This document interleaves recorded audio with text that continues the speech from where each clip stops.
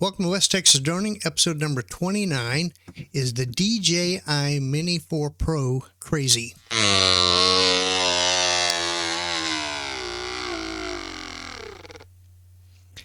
Well, no, it's not crazy, but it has been reported that its gimbal gets kind of weird during the completion of the rocket quickshot maneuver. And what we're going to do is see what the Mini 3 does with its controller. And then we're going to see what the Air 3 does on its controller. And the Air 3 uses the DJI RC2 controller, which is what a lot of people use to control their Mini 4 Pro. What we're going to demonstrate is it's not the controller, but it's the firmware for the Mini 4 Pro that is most likely the issue. And this could be bad because if DJI is banned from the United States, the question is, will DJI continue to put out updates for its drones in the United States? What are the ramifications of a total ban on DJI drones and hardware? What's going to happen? Well, first of all, let's look at why does the U.S. want to ban DJI? And here are some of the concerns. There's a concern about forced labor allegations at DJI. Are they making underage people work there? Are they working in bad conditions, bad pay?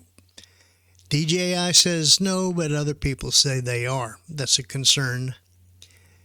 There are national security concerns, data transmission risks. What is sent to China? Is there any sensitive information sent to China? Military ties. DJI has very close ties to the People's Liberation Army in China. And then there's the issue of market dominance. Up to 70% or more of the market drones in the United States is DJI. There's risks about data security and surveillance. Whose data is stored and where is it stored? Then there are the economic and strategic implications. And that basically means, hey, we can't compete with DJI. So, and recently, DJI disabled geofencing, which is a feature that keeps drones from flying into no-fly drones like airports, critical infrastructure, national security installations. That's a concern. So, does DJI download your data when you update your controller or drone? Well, according to Grok, now they used to, and you had a setting on your drone where you could upload your flight data, the records on your controller, to DJI. And that became a concern. Of course, it was an option. It wasn't mandatory. It was a setting on your controller. And when this became a concern, DJI stopped that. So basically, they said, we're not going to back up your data anymore. If you want to back up the flight records on your controller, you're going to have to back them up to your computer. So the syncing supposedly stopped. So does DJI download that stuff? Grok says, nah. What are the economic ramifications? Well, there may be approximately as many as 3.1 million drones in the United States. They say 855-something thousand are registered in the FAA. And since DJI has an estimated 70 to 80% market share here in the United States for drones, that means as many as 2.17 million drones in the United States are DJI. Does that create kind of an issue? So if you have a DJI Mini 4 Pro, will you get a firmware upgrade that will fix your rocket maneuver gimbal issue? Will they update stuff in the future if they're banned? Now, Grok seems to think that if a full ban is implemented, DJI might limit some of the updates, just those that are needed to comply with U.S. sanctions. But other than that, who knows? They think in the past they've always provided updates. They think that they will continue to do that in the future. but you just don't know. Could the use of drones and their collected intelligence data be used nefariously against the United States by the Chinese? I don't know. But consider what the Israelis did with a few pocket pagers, and you'll get an idea that technology has a lot of useful aspects to it that can be used for good and for bad. Whatever the issue is that's going to cause this, we know that all of us drone operators that do it for recreation, for business, we're caught in the middle, and we've got to look down the road and kind of make some plans about what we're going to do. Further concerns are if you're aware of the fact that there is something coming down the road called digital flight authorization, that the government's concerned that there's people flying their drones around and just taking off and flying them around. And there is a movement to prevent that by implementing what's called digital flight authorization, which says before you fly your drone, you have to get permission to fly your drone. And another concern for me that I just popped into my head one day is if they're really concerned about the security of DJI drones, if you go to get Lance approval from the FAA, will they let you do it? Will they give you approval to fly around controlled airspace? I don't know that it'll get that nasty, but it's something to think about. Oh well, let's talk about some rocket maneuvers. This is a rocket maneuver, the screen recording from a DJI Mini 3. The screen, and you can see when it goes up and executes the rocket maneuver, it'll go up to a certain height. And we'll watch to see what the gimbal does when it reaches its maximum height. Notice I don't get a warning here that it is complete. It just, the gimbal has hit a max limit. It just comes back down. And here's what we see on this, just a regular recording on the rocket.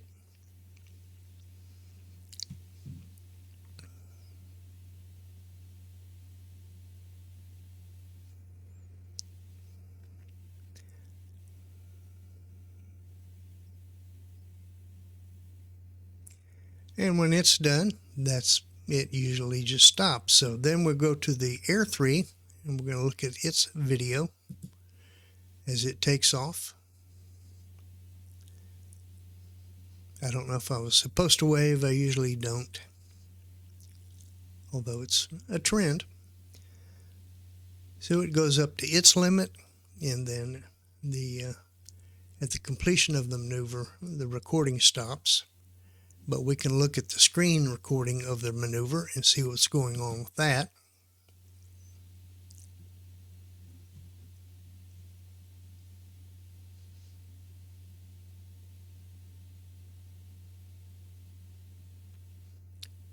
Push the button.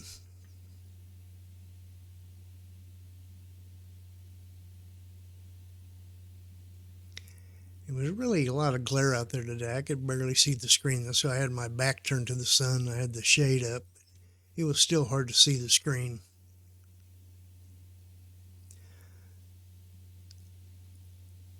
So we see as it gets up to its 80-foot limit, it says the gimbal tilt has reached its movement limit, and it's complete, and the aircraft returns to a starting point, and if you watch, the gimbal behaves itself and stays right there until it comes down. So we have to say that the gimbal issue with the Mini 4 Pro is the Mini 4 Pro's firmware, nothing to do with the controller. So now let's go out and just fly around a little bit.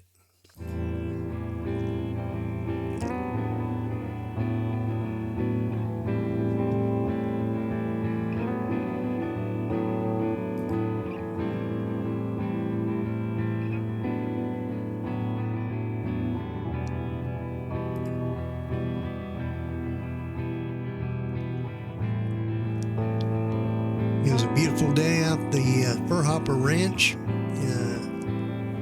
partly cloudy skies, some little puffies floating around there. Intense sun. It was warm in the low 80s, and it was heading up for higher, so I made a short video just to fly around a little bit. I always get concerned these days about getting too aggressive and too wild with my videos flights, because if I break my Air 3, I may be out of luck for a while.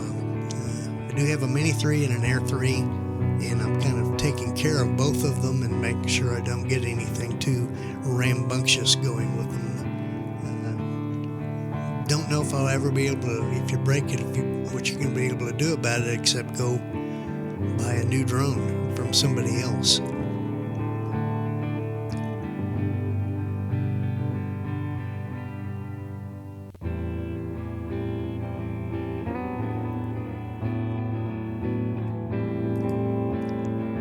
Here we're heading down the road there, getting to our limit.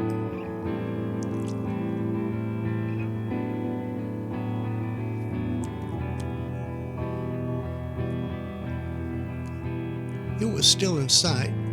I took a look around. I just love the scenery out here.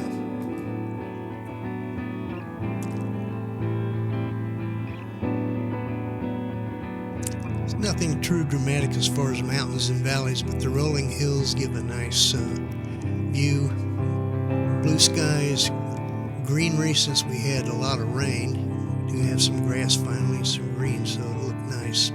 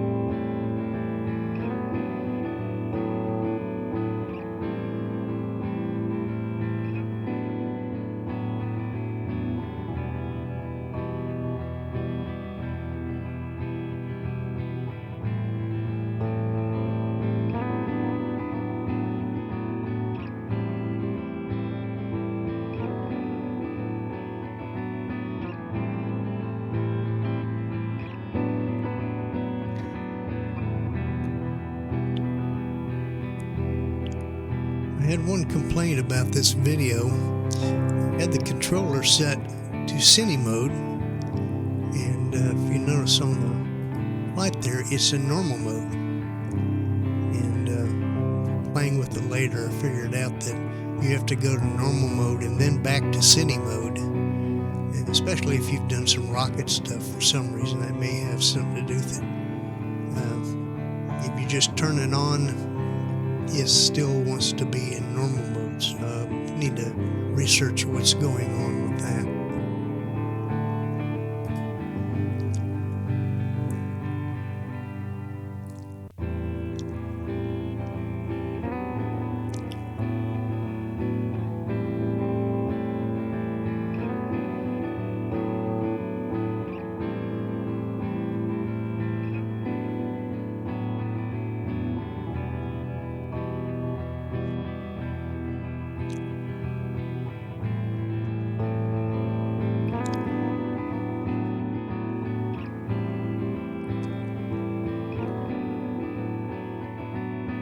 This is around 10 o'clock or so in the morning, and looking into the sun just kind of washes out the sky. A little lake will come up here, or pond. It's not really a pond, it's a caliche pit where a lot of the material for the roads was dug out of the side of the hill. And when we get a lot of rain, it gets water in it, and that'll evaporate and will drain out through the porous soil there, and it'll be gone within a week. I wish it'd stay. It'd be fun to have a nice big pond there.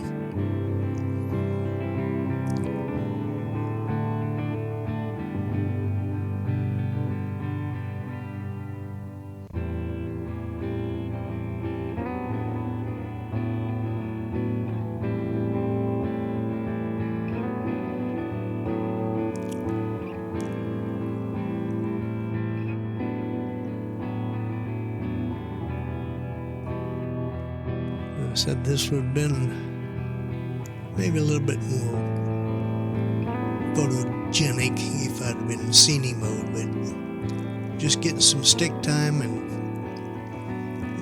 exercising my drone a little.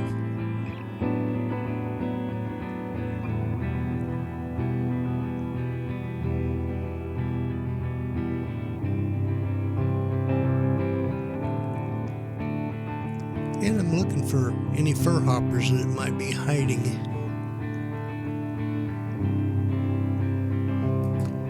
So now we're going to do a return to home, head back to the barn, and then head in and get some lunch.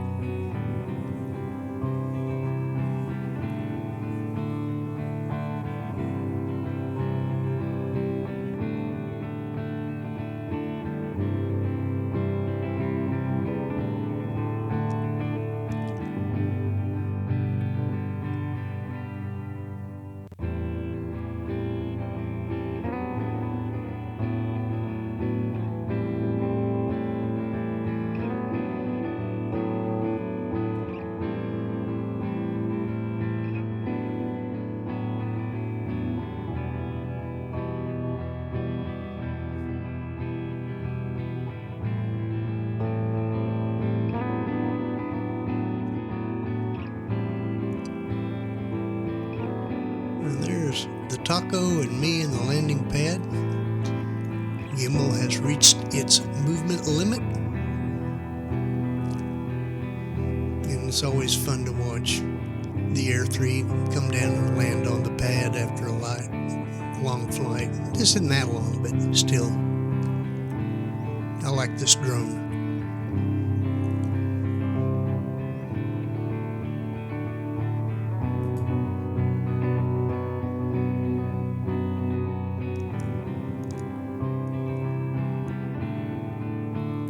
Well, I hope you enjoyed the little ride there, and keep your ears open, your eyes open on the developments for DJI. Protect your equipment if you can get some extras. I do have spare propellers for all my drones, and I have a pretty good supply of batteries. You can charge them in the charger or just by themselves, but the big thing is take care of your equipment. And keep your fingers crossed. Maybe this will get resolved. If not, down the road, we have to cross our fingers and hope that some of the U.S. manufacturers will come up with something comparable to the DJI. Till next time, God bless, and we will see you later.